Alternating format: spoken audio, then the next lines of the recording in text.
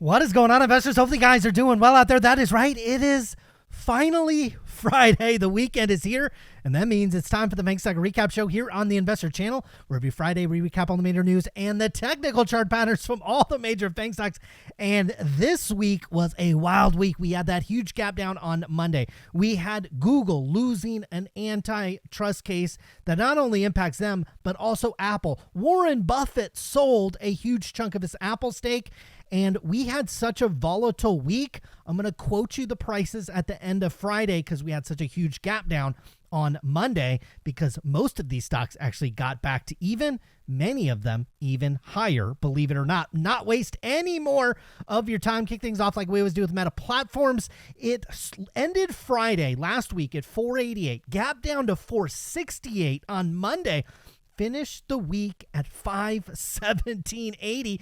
Getting back all of the drop and more. Now, Google and Meta apparently worked on a secret ad campaign to promote Instagram to teens on YouTube. Now, the reason why that is some news, and because it goes against and disregards Google's own rules prohibiting personalized targeting ads to anyone under 18. However, it appears that possibly, this is a rumor or an allegation, if you will, that Google allowed Instagram ads to be targeted to 13 to 17-year-old YouTube users, where Google kind of turned the other way. Now, Meta is reportedly in talks with India's Jio, I don't know if I said that right, Jio, I'm not sure, for a potential VR deal. Now, this company has investments from Meta and Google, and it is a big giant in tech and telecom in the great country of India. And I tell you what, that's interesting that Meta's going for partnerships. Certainly in other countries, you might have to do that, but it could lead to something big down the road. Now, moving over to Apple. Stock closed last week at $219. We got news over the weekend that Warren Buffett dumped his stake in Apple. Shares gapped down to $207, but it got it back almost to last Friday's close, to finish the week at $216.29. Like we said, Berkshire Hathaway, which is Warren Buffett's backed company, cut its stake in Apple by nearly 50%. I think we had a lot of things spook the market on Monday. You had some jobs data. You certainly had, I think there was kind of that yen carry trade, which looks like it's unwinding. And I think this was kind of underrated as well. You have Berkshire Hathaway sitting on a ton of treasuries, sitting on a mountain of cash, and he's dumping his stakes in these companies, which is not something he does very often. Now, Foxconn hires 50,000 Chinese workers to boost production for the iPhone 16. I believe this time every year we have a press release like this.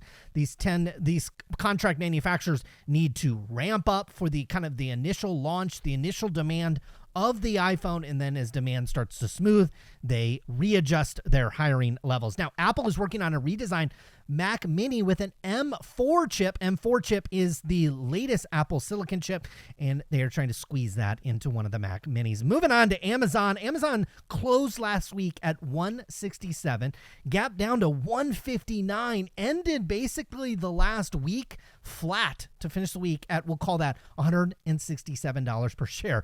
Now, it's over, though, for Amazon. We might as well play some sad music. Cathie Wood bought 224,000 shares of Amazon across 5 of her 6 actively managed ETFs. Now, I'm kidding a little bit, but Cathie Wood has in her flagship ARK Innovation ETF, ARKK. I don't know the performance of her other ETFs. I don't think they have a lot of volume or a lot of attention on them. This is her flagship ETF, and I'm not trying to throw shade here, but she's been absolutely terrible from a performance level. I've got a 5-year chart of her performance in her fund is down 6% over the last 5 years. The S&P 500 has returned 81%. Berkshire Hathaway has returned 117%. The IWM, which is small cap, kind of risky companies, if you will, 46% return.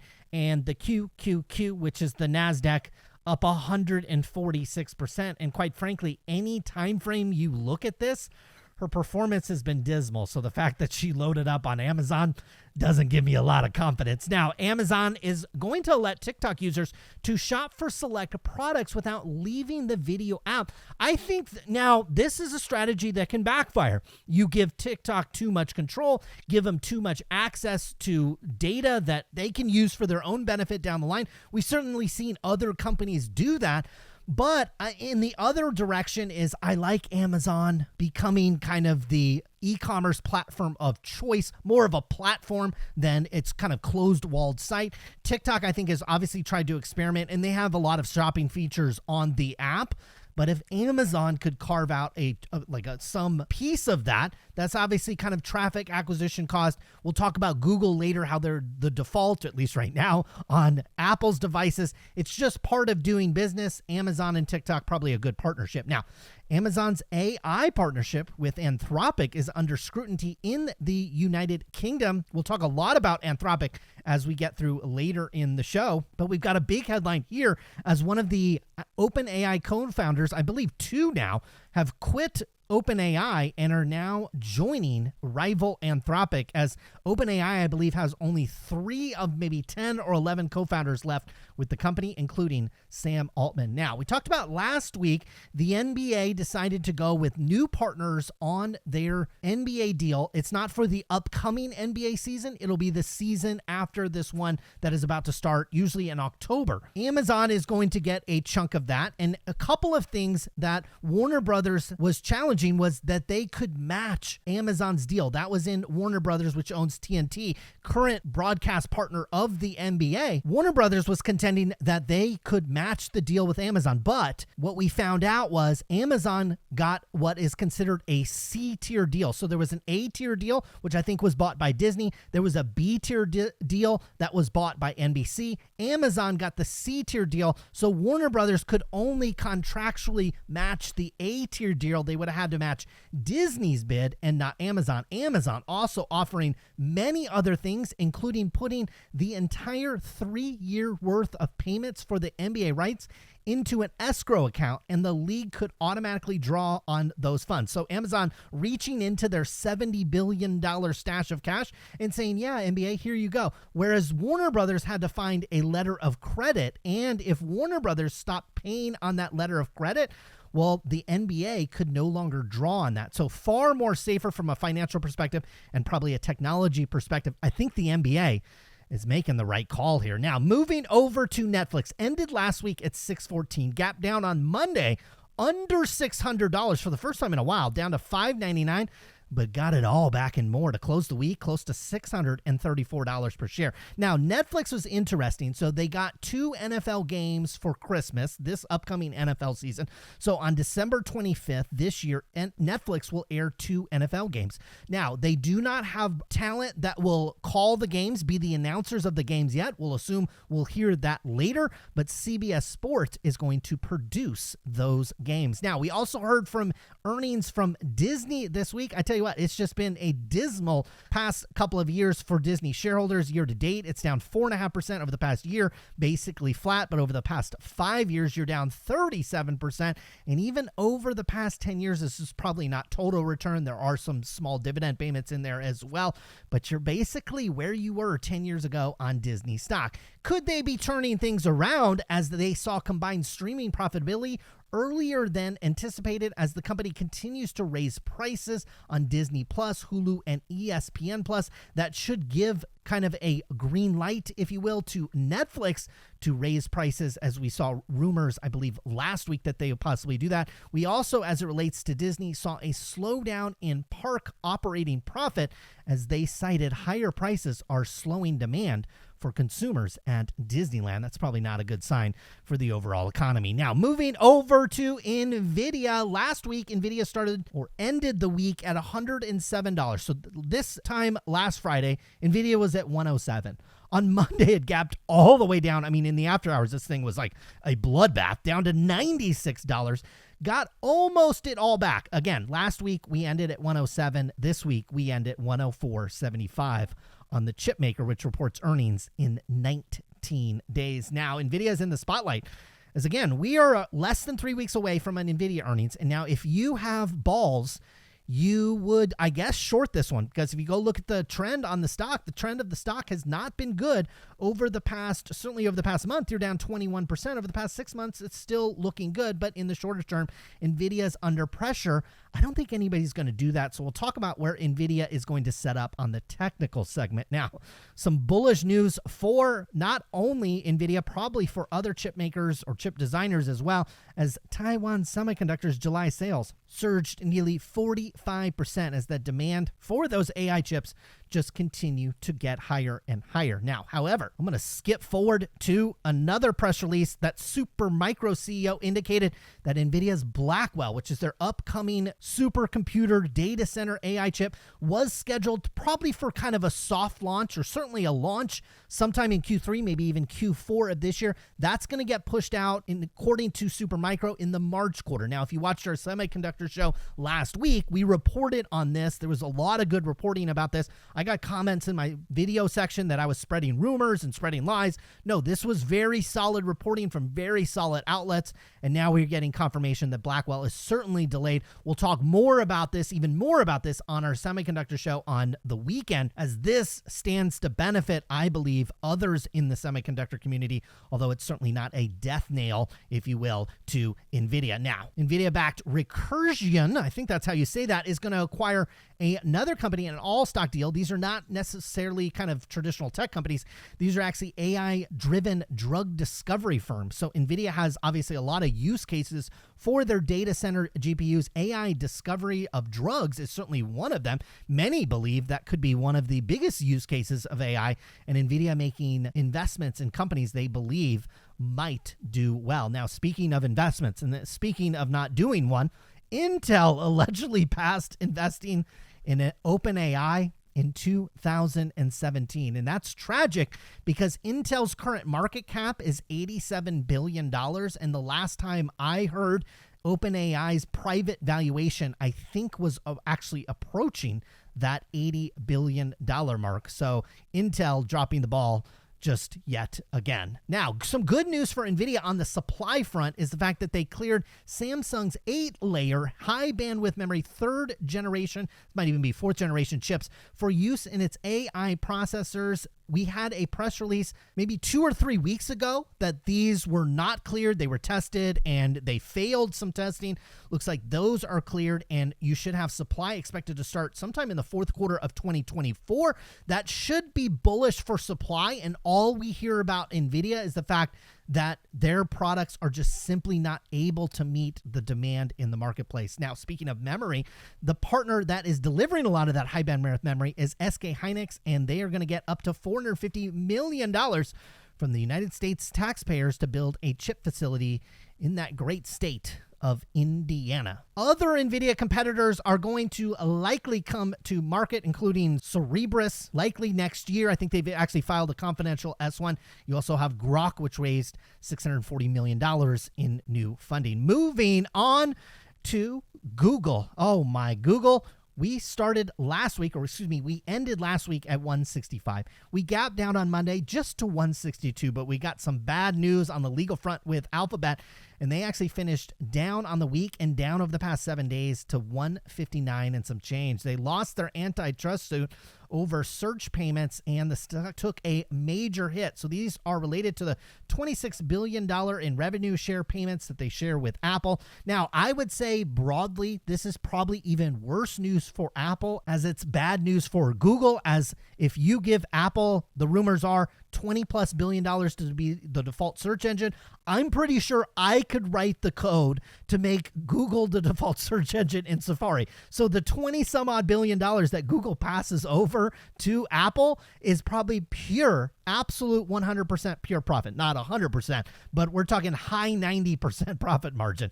If that goes away, that is absolutely going to show up on Apple's financials. Like, it's hard for something to show up on Apple's financials Google's search deal getting stripped away will likely show up. It also ends maybe potential battles for Microsoft, maybe OpenAI becoming the default search engine later. My guess, though, is Apple will start collecting payments to become the default AI engine on the company, and maybe we'll be down this road later. What's next for Google is the penalty phase. So in these antitrust suits, you are either found not guilty or guilty. I'm not a lawyer, so there's probably more nuances to this. Google was found guilty, and then you go to a penalty phase. But again, keep in mind with all of these things, there's a lot of layers to the law. They'll go to the penalty phase.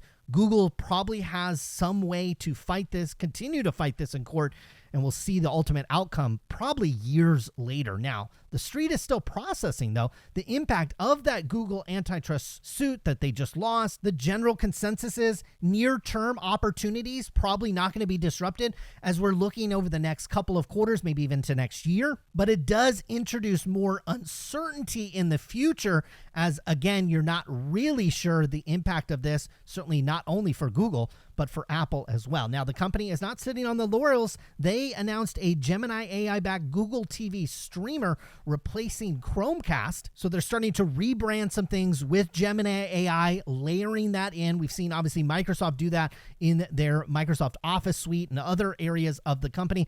Google doing the same thing. We'll see if this spurs any sales, any demand, and potentially maybe higher revenue in the future. Moving over to Microsoft. Microsoft closed the week last week at 405, gap down on Monday to 395, and we got it all back to finish the last 7 days of trading basically flat to finish the week at 406. Microsoft and Palantir are teaming up. Palantir had some great earnings this week, and they're going to provide AI services to U.S. defense intelligence agencies. I tell you what, there's a lot of uncertainty with the elections coming up in November here in the United States. I don't think either candidate wins.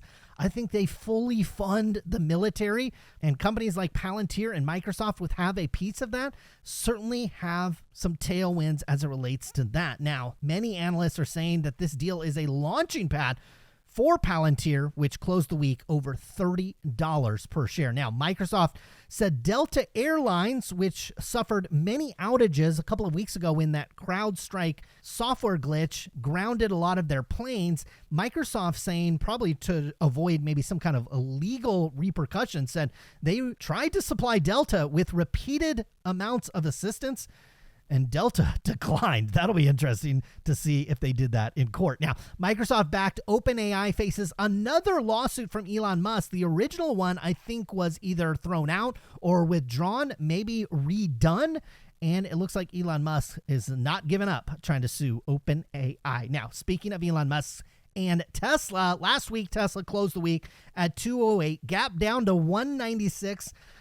Clawed back to $200 per share on the dollar. Now, new energy vehicle. I was actually driving in my Tesla, listening to Bloomberg Radio, and I heard this headline. I was actually surprised. New energy vehicles top, this is electric vehicles, 50% of all auto sales in China for the first time last year. I believe it was like 30 some odd percent.